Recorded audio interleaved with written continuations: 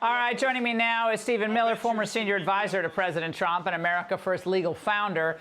Stephen, we've been watching this rally, a lot on immigration, some on Kamala Harris, of course, her role as border czar and everything that's happened and the chaos that's ensued as a result of that. And in less than an hour, we're going to hear from Joe Biden on apparently why he's passing the baton, but he wants to finish his work this year. Given the fact that they've essentially pulled off a cover-up of his decline for the past 4 years, Stephen, can we expect any honesty out of Joe Biden tonight? No, you are not going to get honesty out of the Biden-Harris administration that has led and perpetrated this monstrous fraud on the American people for 4 years. The only honest thing that Joe Biden could say tonight is that he is mentally incapable, physically incapable of continuing to perform his duties as president, which would necessitate not only his surrendering of the nomination, but his resignation of the office. They've crafted, I presume, some ludicrous explanation for how, after raising all this money, after running an entire primary, after locking up all the delegates for Joe Biden, he just suddenly woke up one morning and changed his mind.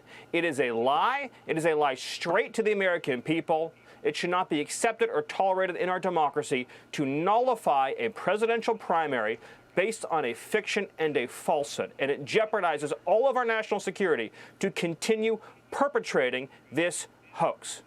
Well, I think the issues are just so glaringly obvious in this election, whether it's the border or the economy or the handling or not handling of inflation, Stephen.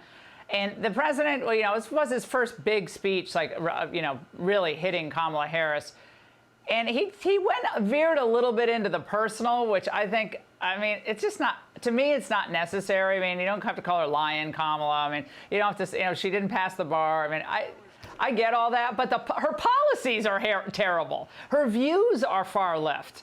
So I'm worried that especially women watching, they'll be concerned about that and miss the fact that the policies are the problem. Is that at all concerning to you?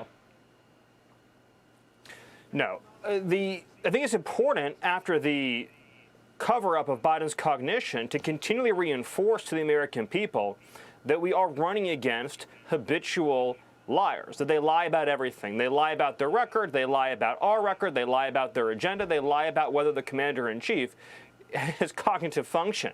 But if you heard, as we all listened to, as I was sitting here listening, a lengthy dissertation on her record as border czar. President Trump is centering her record as border czar as the issue in this race. Of course, he went over other elements of her record, and I'm sure in the entire speech he's going to talk about her support for banning fracking, her support for ending private health insurance, her support for defunding police, her support for colossal tax hikes, and you heard him allude to that in the section of the speech that we heard tonight, really going into very specific detail about the crimes committed by illegal aliens that Kamala Harris let into the country, and the fact that during her entire tenure as border czar, she never once communicated with the men and women in the field on the ground. I think that's politically lethal for Democrats this November. Yeah, he pointed that out. He put the number at about 20 million, which I think he's right, of the number of illegals that are here by the end of the year, probably will be close to that. If not, it could be. Absolutely.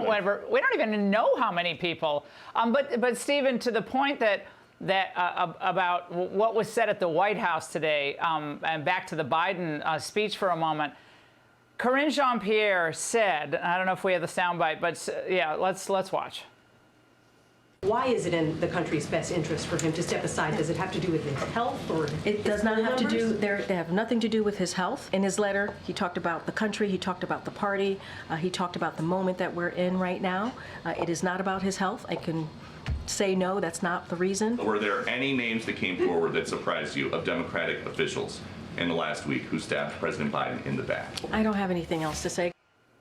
All right, the salient point here is that it's not health related. The other point is not relevant, but it's health related. She said, no, it's not health related. Well, it's the cabal told him get out or else. I mean, maybe that's it, but she wouldn't say. I mean, they're sticking with the hoax. Laura, we all saw the debate.